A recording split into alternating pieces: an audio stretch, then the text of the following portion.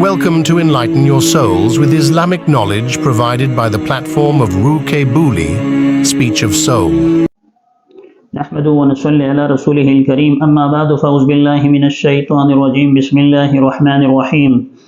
وعن أبي هريرة رضي الله تعالى عنه قال قال رسول الله صلى الله عليه وسلم من نسي وهو صائم فأكل أو شرب فليتم صومه فإنما أطعمه الله وسقاه صدق الله العلي العظيم۔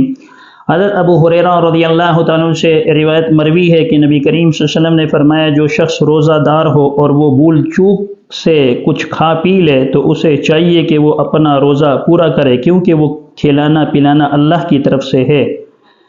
صحیح بخاری میں یہ روایت جو حضرت ابو ہریرہ رضی اللہ تعالیٰ سے مروی ہے، رسول اللہ صلی اللہ علیہ وسلم نے اس میں اس بات کی وضاحت فرمائی ہے کہ کوئی شخص ایسا ہے جو روزے کی حالت میں ہے لیکن بھول چوک اس سے ہو جاتی ہے اور بھول چوک کی وجہ سے وہ پانی پی لیتا ہے یا کھانا کھا لیتا ہے یا اسی طرح کوئی پھل وغیرہ وہ نوش فرما لیتا ہے،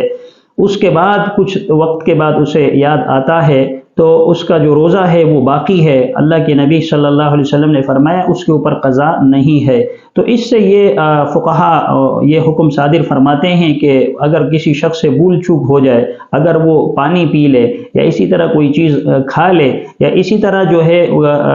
گھر والی سے جو ہے وہ جمع کر لے، یعنی ایسی حالت میں ہو کہ اسے پتہ نہ ہو اور گھر والی بھی اسے یاد نہ دلائے، تو اس صورت میں جو ہے چونکہ بھول کی وجہ سے اور نسیان کی وجہ سے جو ہے اس نے یہ عمل کیا ہے، لہذا اس کی وجہ سے اس کا جو روزہ ہے وہ نہیں ٹوٹتا اور نہ اس کے اوپر کفارہ لازم آتا ہے اور نہ اس کے اوپر جو ہے وہ اس روزے کی قضا لازم آتی ہے،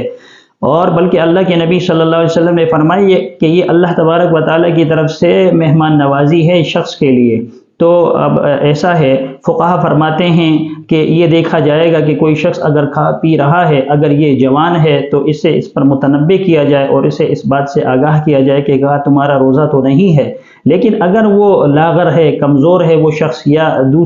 دیگر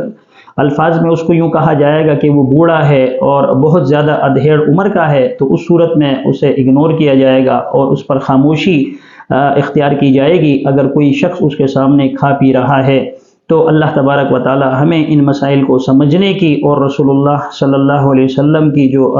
طریقہ ہے، جو رسول اللہ علیہ وسلم کے جو سنن ہیں اس پر عمل پیرا ہونے والا بنائے۔ آمین وآخر دعوانا ان الحمدللہ رب العالمین۔ Thanks for watching.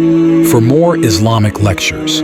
kindly subscribe to Ruke Buli on YouTube.